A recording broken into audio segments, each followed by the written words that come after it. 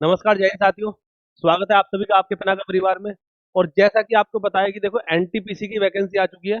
NTPC के बारे में मैं थोड़ा सा आपको बता देता हूँ कि एनटीपीसी है क्या। एनटीपीसी का मतलब है कि नॉन टेक्निकल पोस्ट जो रेलवे के अंदर आती है, वो सारी पोस्ट आपके सामने है। ये नोटिफिकेशन अभी आउट हुआ है इनका। आप देख लीजिए कि इसमें होता क्या क्या है, मैं आपको बताता हूँ इसमें। देखो ये वैकेंसी दो तरह से आती है। दो तरह से मतलब कि इसमें एक तो है आपकी वैकेंसी जो ग्रेजुएशन के बाद होती है, ग्रेजुएशन लेवल जिसने कर रखा है उसके बाद की, और एक है 10+2 वालों के लिए, 12th वालों के लिए।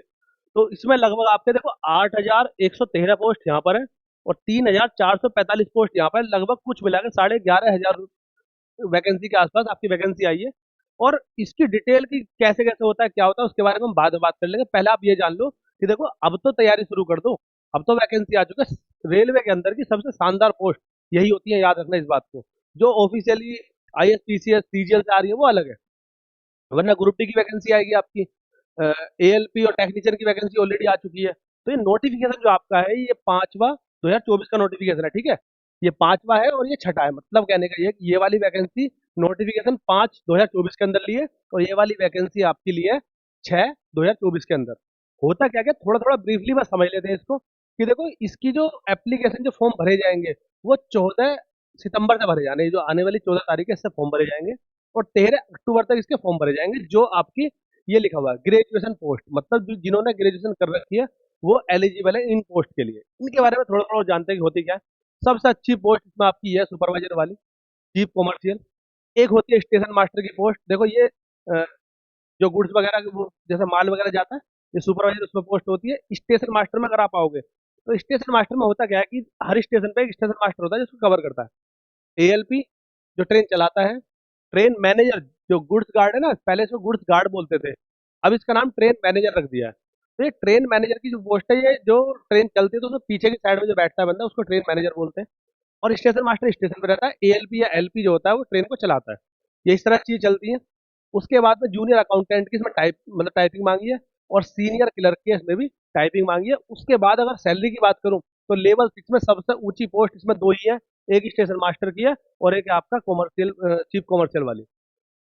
34,500 बेसिक है। ऐसा मान के चलना, अगर आप बेसिक के अकॉर्डिंग सैलरी का अंदाजा लगाना लगाना चाह रहे हो कि भाई सैलरी, बेसिक के अकॉर्डिंग सैलरी हमारे एक्चुअल में इन हैंड कितनी आती है, तो लगभग डबल कर लेना। आज के समय के हिसाब से सारे भत्ते सब चीज लगाने के बाद में इसको डबल कर लेना। जैसे 35,000 है तो 35 70 के आसपास सैलरी आराम से आ जाएगी इसमें। तो 35,400, 35,400, 29,200, 29,200, 29,200। अगर मेडिकल की बात करूँ तो मेडिकल स्टैंडर्ड होता क्या है कि देखो B2 A2 A2 C2 C2। Medical का एक स्टैंडर्ड होता है। मेरा मेडिकल, अगर मैं जॉब कर रहा हूँ आज रेलवे में, तो मेरा मेडिकल A1 फिट है। मैं आपको दिखा दूँ, किसी ने मेरे उस पर लिखा हुआ है A1 फिट। तो A1 सबसे टॉप का मेडिकल होता है जो एएलपी के लिए जाता है। तो मेरा A1 फिट है। आप देखोगे इसमें कि B2 मतलब थोड़ा सा नीचे, उसमें A2, B2 और A1 के बीच में होता है A2। तो ये थोड़ा सा अच्छा, ये दोनों मेडिकल इनके अच्छे माने जाते हैं, ठीक है। उसके बाद अगर आप आओगे एज की बात करोगे तो एज 18 से लेकर 36 के बीच में जिसकी भी एज आ रही है फॉर्म भर सकते हैं। सबसे ज्यादा पोस्ट की अगर बात करूँ तो वो आए ट्रेन मैनेजर के। 3,144 पोस्ट है जो ट्रेन मैनेजर की आई है। और उसके बाद में दूसरे नंबर पर आपकी पोस्ट हो गई जो चीफ कॉमर्शियल वाली है। सारी मिला के ऑलमोस्ट लगभग 8,113 पोस्ट बैठ रही हैं आपकी, जो कि बहुत शानदार पोस्ट है। अलग अलग आरआरबी के हिसाब से होंगी। उसके बाद इसमें लिखा हुआ है नोटिफिकेशन जो मेरे पास आया कि इसमें 3 साल का एज का रिलैक्सेशन दिया जाएगा कोविड 19 पैंडेमिक की वजह से। ये इसमें इन्होंने लिखा हुआ है इसमें।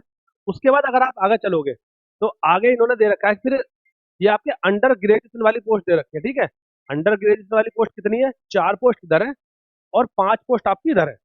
अगर मैं इसमें आगे चलूँ, देखो जी, ये मैंने इसी का नोट काट रखा है। तो यहाँ से अगर आप देखोगे तो ये मैं समझा चुका आपको। ये कौन सी है, ये ग्रेजुएशन वाली पोस्ट है आपकी। अगर मैं 10+2 की बात करूं तो 10+2 में आपका यहाँ से निकल के आ जाएगा कि 4 पोस्ट आपके सामने है। 21 तारीख से फॉर्म भरे जाने हैं, और 20 तारीख तक फॉर्म भरे जाएंगे। 21 सितंबर से लेकर 20 अक्टूबर तक फॉर्म भरे जाएंगे।